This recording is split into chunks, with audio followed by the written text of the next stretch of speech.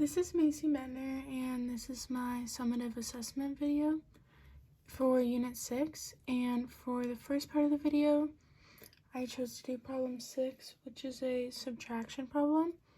And so to start the problem, first, a restriction is that for subtraction and addition, you have to have the same denominator on both sides in order to subtract. So we have to get the same denominator on both sides. So what we can do for that is multiply this by x squared minus 3x plus 2. And then you also have to multiply the top because you have to multiply the whole thing. So you multiply this by x squared minus 3x plus 2. So, and then this you multiply by 2x minus 4.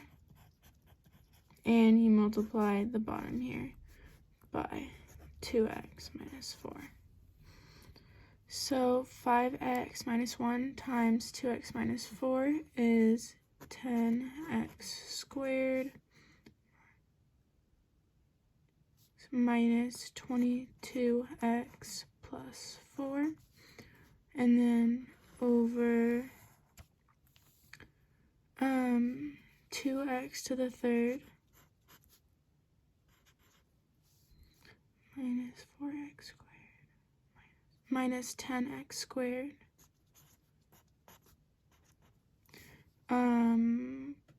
plus 4x minus 8. So you have this side done, and then for this side it's negative 2x to the third plus 6x squared minus 4x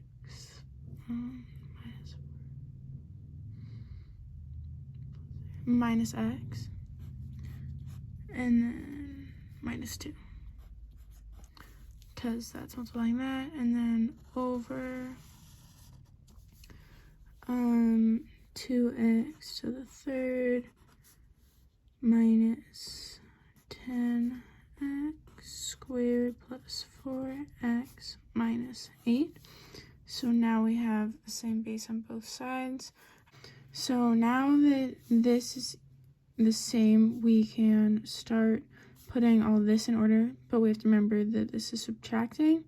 So anything with a negative can actually just be positive. So first we're going to do 2x to the third in front because it has the highest exponent, so that goes in the front. And then 10x squared minus 6x squared, so it's plus 4x squared. And then negative 22x plus x because it's a double negative, so it's minus 21x. And then 4 plus 2, so it's plus 6 over 2x to the third minus 10x squared plus 4x minus 8. And there you go, that's your final answer. Okay, so for the second portion of the video, I chose to do problem B. So the first step for this is, once again, you want to get it all to have a common denominator. So since these two are already the same, we have to find the least common denominator. So we times this by x plus 3 so that it will be the same, and then but we times both of these by x minus 4. And then once again we have to multiply the tops by the same thing. So you have to do all this by x minus 4 and this by x plus 3. So this is just going to be negative 4x plus 16 over x squared minus x minus 12, and then equals, that's going to be x squared minus 5x minus 5x plus 4 over x squared minus x minus 12, and then plus x squared plus 3x over x squared minus x minus 12. And then from here we can add this together. So negative 4x, negative 4x plus 16 over, and because it all has the same denominator, we can just get rid of the denominator for right now, and because it's all over the same thing, so you can just get rid of that for doing this. So then it's 4x plus 16 equals x squared minus 5x plus 4 plus x squared plus 3x. So now we can add this together. So that is 2x squared, and then minus 5x plus 3x, so minus 2x plus 4, negative 4x plus 16 equals that. So then we can do plus 4x, and then minus 4, minus 4. So 12 equals 2x squared minus 2x. We can divide this by 2, divide this by 2, so 6 equals x squared minus x. Then we can subtract 6 from both sides, so now we have x squared minus x minus 6 equals 0, and we can factor that. So it's negative 6, negative 1, and so negative 3 and 2 equal negative 1 and negative 6. So you get x equals 3 and x equals negative 2 because x minus 3 equals 0 and x plus 2 equals 0.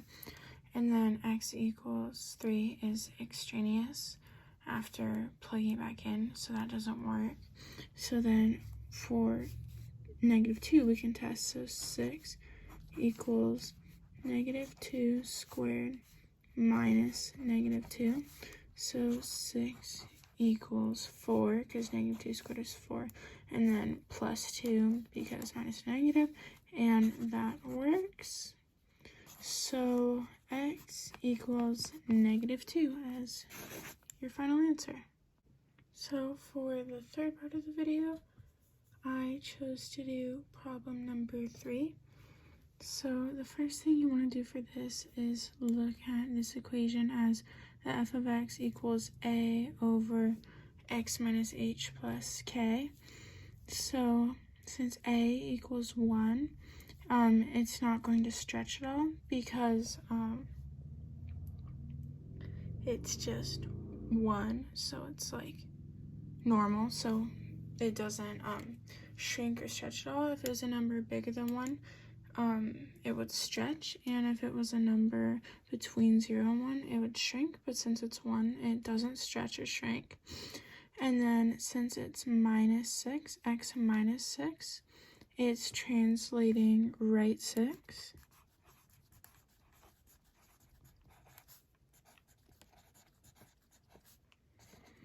And then because it's minus 2 over here, it's translating down, so it's translating down 2.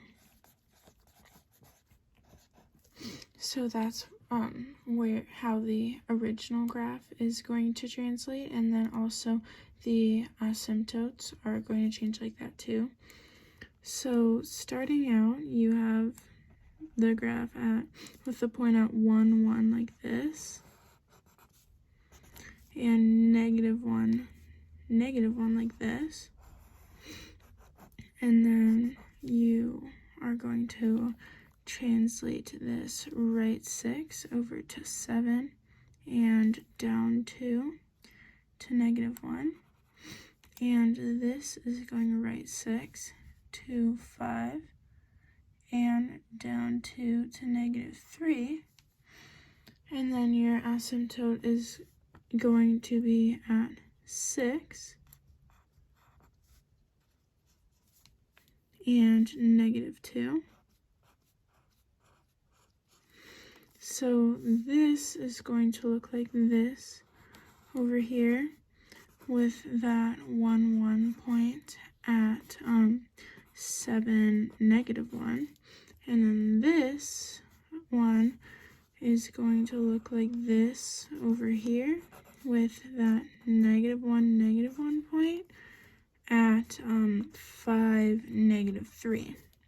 So then our domain and range is going to be -infinity to infinity, but x does not equal 6 because that's where our vertical asymptote is on that x point. So x cannot equal 6 because that's where the asymptote is. And then the range is going to be -infinity, infinity, but y is not equal to -2 because the horizontal asymptote is at -2, so neither of your lines can be at the point -2. So your domain is -infinity to infinity, x is not equal to 6, range, -infinity to infinity, y is not equal to -2, your vertical asymptote, x equals 6, horizontal, y equals -2. And you have your final graph right here with the points at 7, -1, and 5, -3. And that is your final graph and work for this problem.